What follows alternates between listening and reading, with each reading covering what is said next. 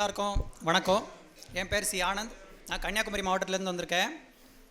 நான் இந்த மேடையை நிறைய பேருக்கு நன்றி சொல்லணும், அதுக்காக நான் யூஸ் பண்ணிக்கிறேன் இந்த மேடையை.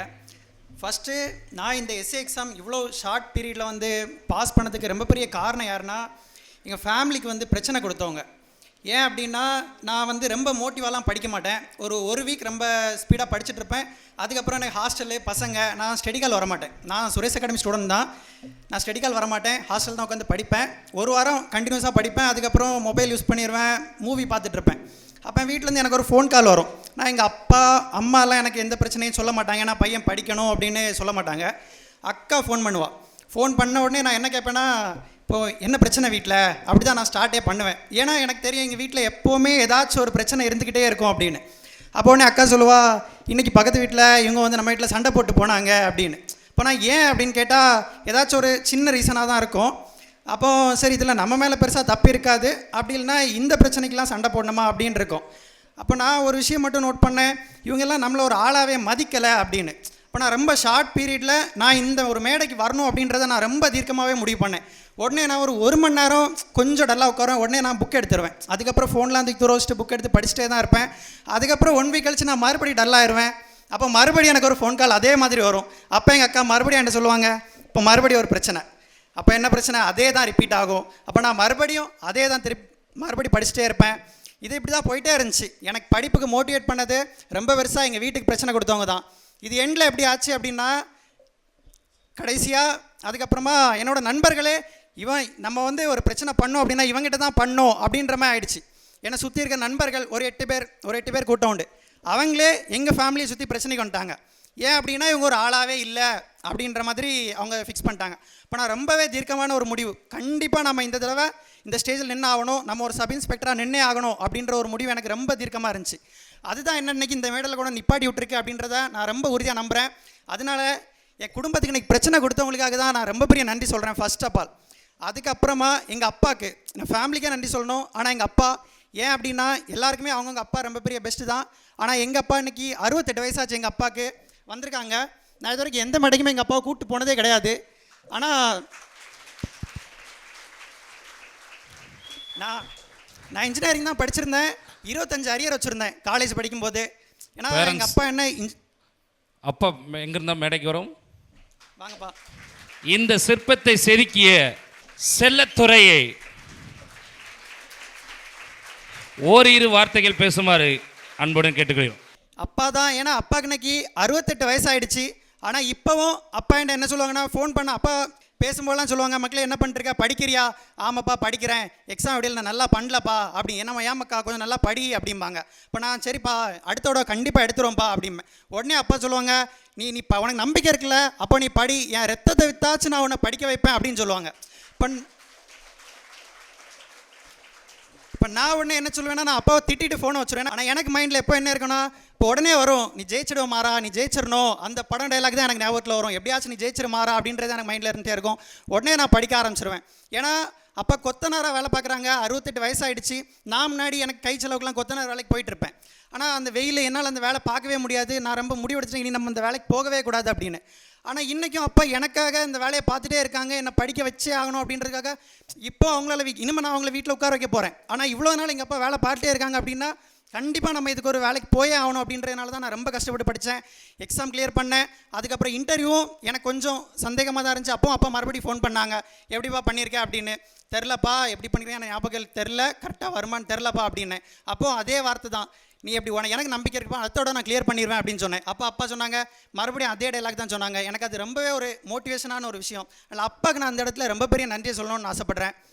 அதுக்கப்புறமா 3வது, இது என்னோடய ஃப்ரெண்டு தமிழ் அப்படின்றவங்க. இது என்ன அப்படின்னா, இப்போ நார்மலாக நான் என்ன எடுத்துக்கிறேன், எனக்கு ஒரு புக் மெட்டீரியல்லாம் என்கிட்ட இருக்குது அப்படின்னா எனக்கு போக தான் நான் மற்றவங்களுக்கு கொடுப்பேன் அதை. ஆனால் அவங்க, நம்ம இன்ஸ்டியூட்டில் பிசி கிளாஸ் தான் அட்டன் பண்ணியிருந்தேன். எனக்கு நான் எஸ்ஐ ஆவேன் அப்படின்ற ஒரு ஐடியாவே எனக்கு கிடையாது. எனக்கு நான் எஸ்ஐ படிச்சுக்கிட மாட்டேன் அப்படி தான் நான் ஃபிக்ஸ் பண்ணியிருந்தேன். நான் பிசி தான் அப்படின்ற மாதிரி, நான் பிசிக்கு தான் நம்ம கிளாஸில் நம்ம இன்ஸ்டியூட்டில் கிளாஸ் அட்டன் பண்ணியிருந்தேன். அப்போ எனக்கு பிசியில் இன்ஜூரி ஆயிருந்துச்சு. அதுக்கப்புறமா வீட்டில் ரெஸ்ட்டில் உட்காந்துருந்தேன். அப்போ நான் பிசி கிளியர் பண்ணிட்டேன், ஆனால் ஃபிசிக்கல் பண்ணல, அதனால் என்னால் போக முடியலை. அதுக்கப்புறமா வீட்டில் தான் உட்காந்துருக்கேன். அப்போ என்ன மெட்டீரியல் எதுவுமே கிடையாது. சரி, நான் வீட்லேயும் புக்கு வாங்க காசு வாங்குறது கொஞ்சம், அதனால் அப்படியே விட்டேன். அப்புறம் படிக்க என்ன பண்ணலாம் அப்படின்னு சொல்லி யோசிச்சிட்டே இருக்கேன். அப்போ என்கிட்ட பிசி மெட்டீரியல் தான் இருக்குது, நம்ம இன்ஸ்டியூட் மெட்டீரியல் தான் நான் பிசிக்கு படித்தேன். இப்போ சரி, அந்த பொண்ணு என்ன பண்ணுறாங்க அப்படின்னா, அவங்க வந்து டிஎன்பிசி படிச்சுட்டு இருக்காங்க. அவங்க அவ்வளோ மெட்டீரியல் வச்சு படிச்சிருந்தாங்க.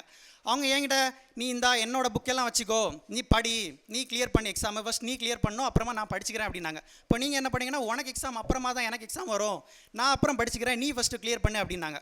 அப்போ இந்த மைண்ட் எல்லாருக்கும் எனக்குலாம் வராது. ஏன்னா அவங்க படிச்சுட்டு இருக்காங்க, அதை தூக்கி அவங்க வந்து என்கிட்ட தந்துட்டாங்க, நீ ஃபஸ்ட்டு கிளியர் பண்ணு.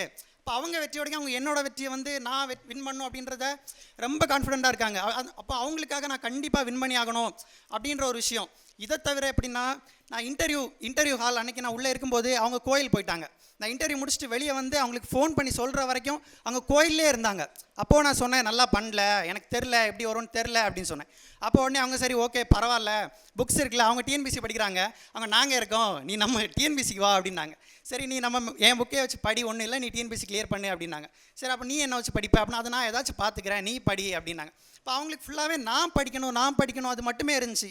இந்த மாதிரி ஒருத்தங்க எனக்கு ஃப்ரெண்டாக கிடச்சிக்க நான் ரொம்பவே பெருமை பண்ணணும். அவங்களுக்கு நான் அந்த இடத்துல ரொம்ப பெரிய நன்றி சொல்லியே ஆகணும். அதுக்கப்புறமா இது இப்போ எங்கள் வீட்டோட கனவு, ஒரு கவர்மெண்ட் ஆஃபீஸராக நான் அந்த இடத்துல நிற்கிறேன் அப்படின்னா எல்லாத்துக்குமே எங்கள் அப்பாவை நான் பெருமை தேடி தந்திருக்கேன்னு நினைக்கிறேன். இது எல்லாத்துக்கும் ரொம்ப பெரிய காரணம்னா சுரேஷ் அகாடமி. நான் 2-3 வீடியோ பார்த்தேன், நான் இந்த அகாடமி ப்ராடக்ட் அப்படின்னாங்க. நான் வந்து அக்மார்க்கு சுரேஷ் அகாடமியோட ப்ராடக்ட்டு. ஏன் அப்படின்னா, எனக்கு வந்து வீடு தான், எனக்கு சுரேஷ் அகாடமி வந்து என்னோடய வீடு. ஏன்னா நான் ஹாஸ்டல் வந்து நான் வீடு, எனக்கு ஹாஸ்டலில் எப்போவுமே நான் வீடு, அகாடமி தான் கோயில் மாதிரி. ஏன்னா இப்போ செவ்வாய் வெள்ளி கோயிலுக்கு போவாங்க, நான் புதன் சனி கோயிலுக்கு வருவேன் டெஸ்ட் போடுறதுக்கு. ஏன் அப்படின்னா, நான் அங்கே உட்காந்து படிச்சுட்டே இருப்பேன். நான் எப்போவுமே ஹாஸ்டல் என்னோடய வீடு, பசங்கள்லாம் ஃப்ரெண்டு, அண்ணன் தம்பி தான், உட்காந்து படிச்சுட்டே இருப்போம். ஸ்டடிக்காரெலாம் வரமாட்டோம். புதனும் சனிக்கிழமை டெஸ்ட் பேட்ச் போட தவறாமல் போயிடும். நான் இதில் இன்னொரு விஷயம் நான் சொல்லி ஆகணும். நம்ம அகாடமியில் என்ன அப்படின்னா, இப்போ நான் வந்து பிசிக்கு தான் படிக்க வந்து நான் எஸ்ஏ ஆவேன் அப்படின்ற ஒரு மைண்டே எனக்கு கிடையாது.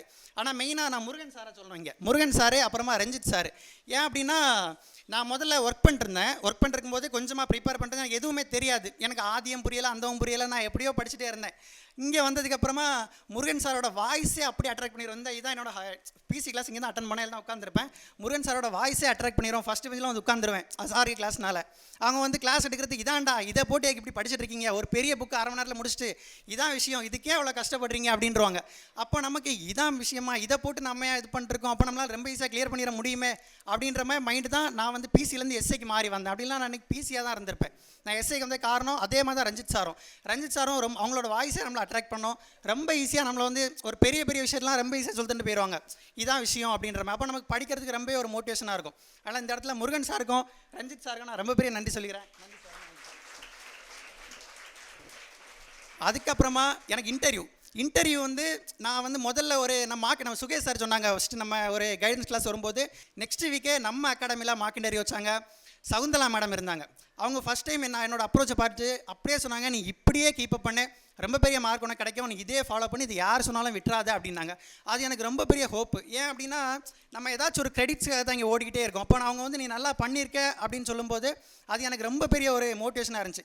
அதே மாதிரி இதை நான் சொல்லி ஆகணும். தூத்துக்குடி போகும்போது தூத்துக்குடியில் ஒரு டிஎஸ்பி சார், அவங்க பேர் எனக்கு தெரில, அவங்க வந்து மார்க் இன்டர்வியூவில் இருந்தாங்க.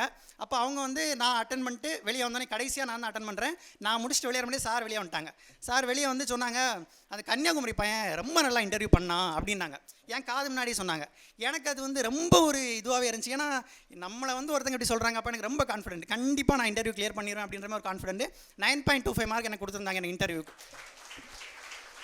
அதுக்கு வந்து சுரேஷ் அகாடமி தான் ரொம்ப பெரிய காரணம். அது மாதிரி இந்த எஸ்ஐ சார் இவங்களும் எனக்கு வந்து ஃபஸ்ட் டைம் வந்து கைடன்ஸ் கிளாஸ் கொடுத்துருந்தாங்க. அவங்களுக்கும் ரொம்ப பெரிய நன்றி சார். அப்புறம் சுகேஷ் சாருக்கு இந்த இப்போ நான் வந்து ஒரு விஷயத்தை அச்சீவ் பண்ணியிருக்கேன் அப்படின்னா எனக்கு ரொம்ப பெரிய காரணம் இந்த வழித்தடத்தை அமைச்சு கொடுத்தது சுரேஷ் அகாடமி தான். அதேமாதிரி எனக்கு ஹாஸ்டலில் ஃப்ரெண்ட்ஸு, இப்போ நான் கிளியர் பண்ணதை அவங்க கிளியர் பண்ணதை அவ்வளோ சந்தோஷப்பட்டாங்க. தம்பி இளவரசன் அப்படிலாம் ஒருத்தர், அவன் என் ரிசல்ட்டை பார்க்குறதுக்கு என்ன வரைக்கும் அவன் அவ்வளோ அவளோடு இருந்தான். அவன் என் ரிசல்ட்டை பார்த்தேனே கங்க்ராட்ஸ்னே வாழ்த்துக்கள்னே ரொம்ப அந்த மாதிரி பண்ணாங்க. நல்ல நண்பர்களை பிடிச்சிருக்கேன்னு நினைக்கிறேன். நான் திருநெல்வேலிக்கு வந்து ரொம்ப நல்ல நண்பர்கள்லாம் நான் பிடிச்சிருக்கேன். அதுக்கு எனக்கு ரொம்ப சந்தோஷம். இதேமே எனக்கு உருவாக்கி கொடுத்தது சுரேஷ் அகாடமி தான். நான் ரொம்ப பெரிய நன்றியை சொல்லிக்கிறேன். Thank you sir. Aimless life is always useless life அப்படிம்பாங்க. அதனால் ஏதோ ஒரு எய்ம் வச்சு அதை நோக்கி ஓடிட்டு இருக்கும்போது ஒரு கமிட்மெண்ட் இருக்கும்போது கமிட்மெண்ட்டை டைட்டாக வச்சுருங்களேன், சும்மா ஃபிக்ஸ் பண்ணி பாருங்களேன், லைஃப் சூப்பராக போய்ட்டுருக்கும். ஏன்னா அதனால் ஒரு கமிட்மெண்ட், அடுத்த கமிட்மெண்ட் ஒன்று வச்சுக்கிடுங்க, லைஃப்பை நல்லா வந்து என்ஜாய் பண்ணுங்கள். திரும்ப அந்த பையன் பேசினாப்புல, நாகர்கோவில் பையன், அவன் நல்லா பேசினான். தம்பி வாங்க தம்பி, சூப்பராக பேசினாப்ல. நம்ம கொஞ்சம் பேர் பேசி பார்த்தேன், எல்லாருமே நல்லா பேசுங்க. இது பேச நம்ம பேசிகிட்டே இருக்கோம். டைம் இவ்வளோ இதே டைம் அதிகமாக பேசிகிட்டு இருந்திருக்கோம். தம்பி முதல்ல பார்த்தீங்கன்னா அதுக்கு ஒரு காரணத்தை சொன்னார். இந்த வேலை கிடைக்கிறதுக்கு ஒரு காரணத்தை சொன்னார். ஆக்சுவலாக எல்லாருக்குமே ஒரு காரணம் இருந்தால் தான் இந்த வேலை கிடைக்கும். ஒரு லவ், உலகமே லவ்வால் தான் இயங்கிட்டு இருக்கு. உள்ள ஒரு காரணம் இருக்கும். அப்போ இந்த தம்பி சொன்னாப்புல எங்கள் வீட்டில் எங்கள் அக்கா ஃபோன் பண்ணி என்ன செஞ்சாங்க, சண்டை போட்டுட்ருக்காங்க அப்படின்னு சொல்லிட்டு ஒரு உள்காரணத்தை சொன்னார். ஏன்னா எல்லாருக்குமே உள்காரணம் இருக்கணும். நம்ம வேலை கிடைச்சா அப்பா அம்மாவுக்கு ரூபா கொடுக்கலாம், இல்லை அப்பா அம்மாவுக்கு வீடு கட்டி கொடுக்கலாம், அல்லது அப்பா அம்மாவுக்கு ஒரு ஏதோ பண்ணலாம். அப்படி ஒரு உள்காரணம் இருக்கணும். கண்டிப்பாக ஏதோ ஒரு காரணம் இருக்கணும். காரணம் இல்லாமல் நம்ம இந்த ஃபீல்டில் வந்து சர்வே பண்ண முடியாது. அதனால் உள்காரணத்தை பற்றி சொன்னாப்புல. ரெண்டாவது பார்த்தீங்கன்னா வெல்விஷரை பற்றி சொன்னார். எல்லாருக்குமே ஒரு வெல்விஷர் தேவை. ஏன்னா ஒரு வெல்விஷர் போதும். எனக்கு ஒருத்தர் இருந்தார், என்னை ரொம்ப ஊக்குவிப்பார். நான் வந்து ஒரு வேலையில் ஜாயின் பண்ணுறதுக்கு பெட்டியெல்லாம் எடுத்துகிட்டு கிளம்பிடுவேன். ஏன்னா நம்ம இந்த வேலைக்கான இருக்கோம், இதை விட பெரிய வேலைக்கு போவேன். பெட்டியெல்லாம் வாங்கி உள்ளே போட்டுருவார். நான் வீட்டுக்கே வரமாட்டேன். ஒரு 10 நாள் ஒளிஞ்சு கிடந்து 11 நாள் வீட்டுக்கு போவேன். அப்போ அவர் வந்து என்ன வேலைக்கு போக வேண்டாம்னு நினைக்கல, இதை விட பெரிய வேலைக்கு போகணும்னு சொல்லிட்டு எனக்கு பயங்கரமான வெல்விஷர். அதேமாதிரி தம்பி வந்து வெல்விஷர் வந்து அவங்க அப்பாவை சொன்னாப்புல. அப்போ அவங்க அப்பா வந்து ஒவ்வொரு டைமும் வந்து சொல்கிறாப்புல, ஏன்னா ஒவ்வொரு சோகமாக இருக்கும்போது அப்பா வந்து பண்ணுவாங்க, என்னடான்னு பண்ணுடு, நான் சம்பாதிக்கேன்டா அப்படின்னு சொன்னாங்க. ஆமாம், உங்களுக்குன்னு ஒரு வெல்விஷர் இருக்கும். அந்த வெல்விஷரை தேடி தேடி நீங்கள் ஃபோன் பண்ணிகிட்டே இருக்கணும். வேறு யார்ட்டையும் பேசக்கூடாது. ஆமாம், டிமோட்டிவேட் பண்ணுறதுக்கு நிறைய பேர் இருப்பாங்க. அப்போ காதை பொத்திக்கணும், அவங்களுக்கு சொல்கிறதெல்லாம் கேட்கக்கூடாது. இப்போ இடையில பார்த்தீங்கன்னா எங்கள் வீட்டுக்கும் பக்கத்து வீட்டுக்கும் எப்பவும் ஒரு ஆட்டம் ஃபைட் வந்துருக்கு. அப்போ நானும் அவரும் ஃபைட் போட்டிருக்கோம் ஒரு 10-15 வருஷம் முன்னாடி. அப்போ ஒரு மார்க்கெட்டில் வச்சு என்ன அவர் பார்த்து பேசுகிறாரு, நானும் பார்த்து பேசுகிறேன். எனக்கு அவர் சத்தியமாக ஞாபகம் கிடையாது. என் ஒய்ஃப் சொல்லிகிட்டு இருக்காப்புல, என்ன சொல்லிட்டு இருக்காப்புலன்னா, அவர் ஞாபகமே இல்லையா உங்களுக்கு அப்படின்னு கேட்காரு. ஏன்னா உங்கள்கிட்ட சண்டை போட்டாங்க அப்படிங்க, ஞாபகமே இல்லையா அப்படிங்க. நமக்கு அதெல்லாம் தேவையே கிடையாது. நம்மளை யார் என்ன பேசுகிறாங்க அதெல்லாம் தேவையே கிடையாது. நம்மளுடைய வெல்விஷர் மட்டும் தான் தேவை. அப்போ தம்பியுடைய வெல்விஷர் யாருங்கன்னா அப்பா. அது மாதிரி உங்களுக்கும் ஒவ்வொரு வெல்விஷர் இருப்பாங்க. ஏன்னா மூணாவது அந்த ஃபீல்டுக்கு என்ன தேவை அப்படின்னு கேட்டிங்கன்னா நண்பர்கள். நண்பர்கள் சொன்னாப்புல, நிறைய சொன்னாப்புல. ஏன்னா என்னுடைய சந்தோஷத்தை அவங்க கொண்டாடணும்னு சொன்னாங்க. அது உண்மையிலே அந்த நண்பர்கள் எப்படி இருக்கணும்னு கேட்டிங்கன்னா உண்மையான நண்பர்களாக இருக்கணும். நம்ம வந்து எப்படி பேசுகிறோமோ அதே மாதிரி தான் நம்மளுடைய நண்பர்கள் நமக்கு அமைவாங்க.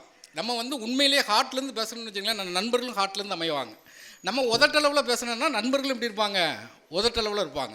அப்போ நண்பர்கள் சொன்னாங்க என்னுடைய ஹாப்பினஸ்ஸை அவங்க கொண்டாடணும்னு சொன்னாங்க. நான் ஒரு எக்ஸாம் பாஸ் பண்ணுறேன். ட்ரெயினில் வந்துட்டு இருக்கும்போது தான் அந்த எம்ப்ளாய்மெண்ட் நியூஸில் பார்க்குறோம். நாங்கள் ஒரு 6 பேர் ரொம்ப டீப்பாக உட்காந்து படித்தோம். அப்போ அந்த எக்ஸாம் பாஸ் பண்ண நான் மட்டும் தான் பாஸ் பண்ணியிருந்தேன். அந்த 5 பேர் என்னை கெட்டிப்பிடிச்சு தூக்குறாங்க. அப்போ நான் கேட்குறேன், உங்களுக்கு வருத்தமாக இல்லையா அப்படின்னு கேட்டேன். நீ போகிற பாதையில் தான் நாங்களும் வந்துட்டுருக்கோம், அடுத்த ரிசல்ட்டு நாங்கள் பாஸ் பண்ண போகிறோம் அப்படின்னு சொல்லிட்டு உண்மையான சந்தோஷத்தை வெளிப்படுத்தினாங்க. ஆனால் அந்த நண்பர்களை சம்பாதிக்கிறது மிகப்பெரிய கஷ்டம். மற்ற எல்லாம் அமைச்சிடும். அப்போ நண்பர்களை சம்பாதிச்சிட்டே இருக்கணும். அதை தான் அந்த தம்பி சொன்னாப்புல. நான் ரூமில் இருந்தேன். அப்புறம் பார்த்தீங்கன்னா இன்னொரு வெல்விஷரை சொன்னாப்புல. அவர் இன்டர்வியூ போகும்போது இன்னொரு ஆள் என்ன பண்ணாங்கன்னா கோயிலுக்கு போயிட்டுருக்காங்க அப்படின்னு சொன்னாங்க. இந்த மாதிரி அது மாதிரி இவர் அதுக்கு ஈக்குவலாக இருப்பார். அந்த இன்னொரு ஆள் சொன்னதுக்கு ஈக்குவலாக இவரும் இருப்பார். அப்போ இவரை தான் இந்த 3மே சொல்லிட்டாரு. ஏன்னா வேலை கிடைக்கிறதுக்கு தகுந்த காரணம் வேணுங்காரு. வேலைக்கு பார்த்தீங்கன்னா நம்மளுடைய வெல்விஷர் இருக்குன்னு கேட்காங்க. சிறந்த நண்பர்களை வைக்கணும்னு சொல்லியிருக்காங்க. நண்பர்கள் புக்கு கொடுத்தாங்கங்காங்க. அப்போ படிக்கிறதுக்கு எல்லாமே சப்போர்ட் பண்ணுறது யார், நண்பர்கள் தான். அதனால் நல்ல எக்ஸாம்பிள், நல்லா பேசினார். ஏன்னா அவருடைய இதே ஃபுல்லாகவே ஷேர் பண்ணிட்டார். அதனால் நம்மளை பொறுத்த வரைக்கும் என்ன கேட்டிங்கன்னா காம்படிட்டிவ் எக்ஸாமில் யாருமே தோக்க போகிறது கிடையாது. கொஞ்சம் டைம் எடுக்கலாம். சுரேஷ் IAS அகாடமி, வெற்றியின் முகவரி.